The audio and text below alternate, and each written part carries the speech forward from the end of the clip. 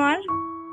আসসালামু আলাইকুম আমার প্রিয় ভিউয়ার্স, সকলকে জানাই গুড মর্নিং। নেহা লাইফস্টাইল ব্লগে তোমাদের অনেক অনেক ভালোবাসা জানিয়ে আজকের আরও একটি নতুন ব্লগ শুরু করতে যাচ্ছি। আই হোপ আজকের ব্লগটি তোমাদের খুব ভালো লাগবে। তো এখানে আলু টমেটো বেগুন আজকে একসঙ্গে রান্না করা হবে বলে সবজি কেটে নিলাম। আর তারপরে হবে লাফা, এটাকে লাফাই বলি আমাদের ভাষায়, তোমাদের ভাষায় কি বলো আমি জানি না। লাফা আর সাথে আলু, এখানে দুটোই এক সাইজে কেটে নিয়েছি। আলু আর লাফা দুটোই একরকমভাবে কাটা হয়ে গেছে। আর আলুর সাথে আজকে লাফা ভাজা হবে। তো কাটার পরে এখানে মাকে সবজিগুলো ধুয়ে দিয়ে দিচ্ছি যাতে জলটা ঝরে যায় রান্না করার আগে। আর গাইস আমাদের বেশি নেই, তো এই যে দেখতে পাচ্ছ টিউবওয়েলে কল টিপে টিপে এই জল বের করতে হয়। তো এইভাবেই আমি ধুয়ে নিলাম, আর এইভাবে ধুতেও ভীষণ ভালো লাগে ঝুড়িতে করে। কি করছো রে বাচ্চা? চোখ কাটছিস? হয়েছিনি? তো চলে এলাম বাবার রুমে, বিছানাটা ঝেড়ে নিয়ে ঘরটা ঝাড় দিয়ে নেব। আমরা মানুষরা সত্যিই স্বার্থপর। আমি বলবো না যে আমি নিজে স্বার্থপর নই, আমিও স্বার্থপর আছি। যেসব মানুষের কাছে আমি অপছন্দের আছি, যেসব মানুষগুলো আমাকে সহ্য করতে পারে না, তাদের জন্য আমিও স্বার্থপর।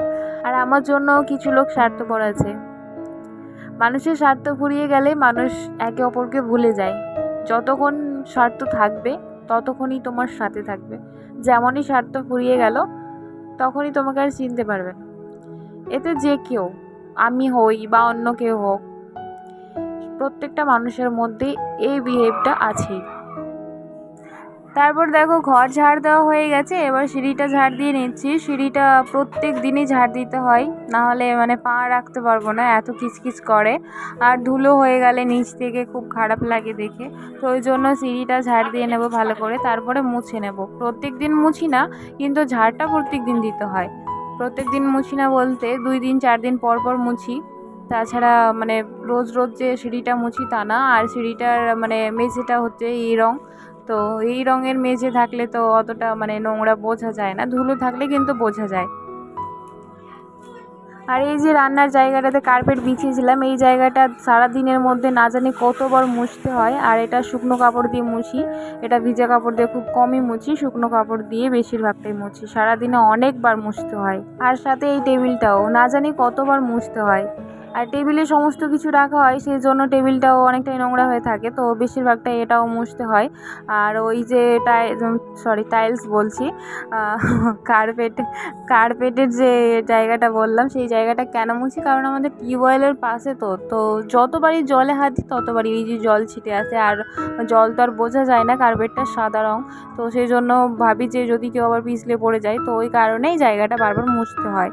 তারপরে চলে এসেছি আমার রুমের মধ্যে। আমার রুমের এই যে ফুলগুলো আমি সাজিয়ে রাখার জায়গা পাচ্ছি না, যে কোথায় আমি সাজাবো। সিঁড়িতে দিয়েছি তো আমার আয়ুষ বাবা বারবার ওই জায়গা থেকে তুলে নিচ্ছে। দেখতে পাচ্ছ আমার ব্লগ করার সেটআপ। এই যে দেখতে পাচ্ছ রিং লাইটটা নিচে রাখানো আছে, আর এই যে দেখতে পাচ্ছ ট্রাইপডটা বিছানার উপরে রাখা আছে। এইভাবে কিন্তু আমাদেরকে ব্লগ করতে হয়, অনেকটা খাটনি হয় গাইস, সহজ নয়, কোনো কাজই সহজ নয়। আমাদের দুটো রুমে সেরকম বাইরের আলো পায় না, সেই কারণে আমাকে ভিডিওতে এই রিং লাইট ইউজ করতে হয়। আর বাল্বগুলোতে সেরকম ভিডিও ক্লিন আসে না। বাচ্চে